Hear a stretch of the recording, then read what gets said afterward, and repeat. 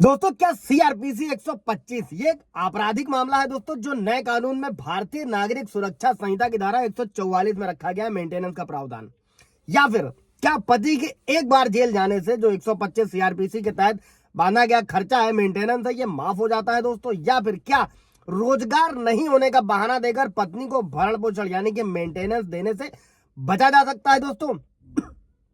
भरण पोषण यानी कि मेंटेनेंस का खर्चा कब से देना होता है दोस्तों? क्या 125 सीआरपीसी के तहत कोर्ट द्वारा बांधा गया खर्चा, जो कोर्ट खर्चा बांधती है, नहीं दिए जाने पर पति को बस 1 महीने की ही सजा दी जा सकती है दोस्तों। और अगर किसी भी तरीके से दोस्तों पत्नी और पति के बीच में कोई घरेलू कलेश चल रहा है और कोर्ट में घरेलू हिंसा या दहेज का कोई केस चल रहा है, 498A का केस चल रहा है और पति ने पत्नी को छोड़ दिया या फिर तलाक का केस चल रहा है दोस्तों, तब इस धारा के तहत 125 सीआरपीसी जो भारतीय नागरिक सुरक्षा संहिता की धारा 144 का यूज पत्नियां करती हैं दोस्तों। वैसे तो भरण पोषण यानी कि मेंटेनेंस के लिए और भी कई सारे कानूनी प्रावधान है दोस्तों, लेकिन आज इस वीडियो में सीआरपीसी 125 जो BNS 144 है तो इससे रिलेटेड सभी सवालों के जवाब इस वीडियो में आप लोगों को मिलने वाले हैं दोस्तों। जय हिंद, नमस्कार, मैं एडवोकेट आशीष मिश्रा। लाइक कर दीजिएगा, शेयर कर दीजिएगा, सब्सक्राइब कर दीजिएगा ताकि ये इन्फॉर्मेशन सारे सवालों के जवाब और लोगों को मिल सके। अगर किसी भी तरीके का मैट्रिमोनियल डिस्प्यूट पति पत्नी के बीच में चल रहा है दोस्तों, तो पतियों को हेल्प मिल सके दोस्तों।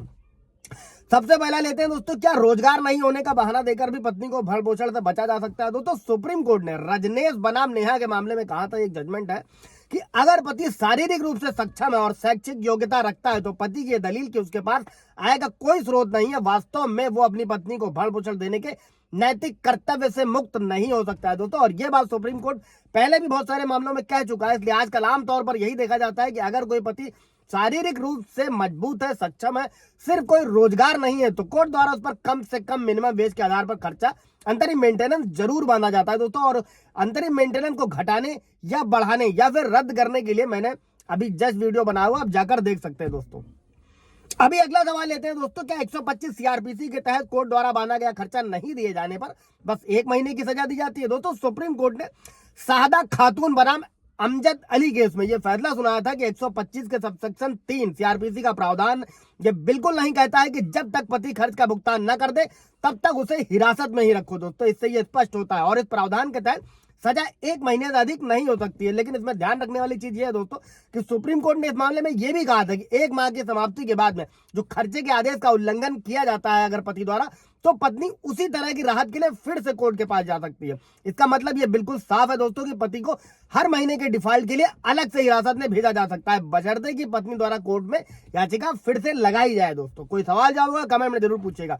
अगला सवाल लेते हैं दोस्तों, क्या पति के एक बार जेल जाने से 125 सीआरपीसी के तहत जो कोर्ट द्वारा पत्नी के लिए खर्चा बांधा गया है वो माफ हो जाता है दोस्तों? तो दोस्तों जजमेंट से समझते हैं कि सुप्रीम कोर्ट ने कुलदीप कौर बनाम सुरेंद्र सिंह इस केस में बड़े ही साफ शब्दों में यह कहा था, इस बात को समझाया था कि किसी व्यक्ति को जेल की सजा देना खर्चे के आर्डर को लागू करने का सिर्फ और सिर्फ एक तरीका है और जेल भेजने का जो पूरा उद्देश्य है उस व्यक्ति को मासिक भत्ते को भुगतान करने के लिए बाध्य करना है, यानी कि पति को बाध्य करना है दोस्तों, जो पर्याप्त कारण के बिना आदेश का पालन करने से मना करता है दोस्तों। अभी मैंने एक और वीडियो बनाया था भारतीय नागरिक सुरक्षा संहिता की धारा 145, 146, 144 तो हर कोई जान रहा है, जो 125 सीआरपीसी हर कोई जान रहा है, लेकिन 126 को भी पढ़ने का प्रयास करें। कई सारे व्यूअर्स का कमेंट रहता है जजमेंट के लिए, तो कृपया करके धाराओं को भी अच्छे से समझे ताकि आप अपने मुकदमे में उसका इस्तेमाल कर सके दोस्तों। अभी भरण पोषण का खर्चा कब से देना होता है दोस्तों? हालांकि ये कोर्ट का डिस्क्रिप्शन होता है, कोर्ट का पावर होता है कि पत्नी को खर्चा देने का आदेश आवेदन की तारीख से दिया जाए या ऑर्डर की तारीख से। लेकिन हाल ही में सुप्रीम कोर्ट ने रजनीश बनाम नेहा में खर्चा देने के केस के संबंध में जो गाइडलाइन जारी करी थी दोस्तों, उसमें साफ कहा गया था कि खर्चा आवेदन की तारीख से दिया जाएगा दोस्तों। इसी के साथ में दोस्तों बहुत सारे व्यूअर्स के सवाल रहते हैं, अगर किसी भी तरीके से आपकी लीगल फाइट करने के लिए आपके पास पैसे नहीं है, आप कमजोर वर्ग में आते हैं, तो आप नालसा की वेबसाइट पर जाकर निःशुल्क विधिक सेवा प्राप्त कर सकते हैं। इसके अलावा हर डिस्ट्रिक्ट में डीएलएसए का भी ऑफिस होता है, वहां पर भी जाकर आप न्याय पा सकते हैं अपने लिए। कोई सवाल जवाब होगा पूछेगा। Thank you.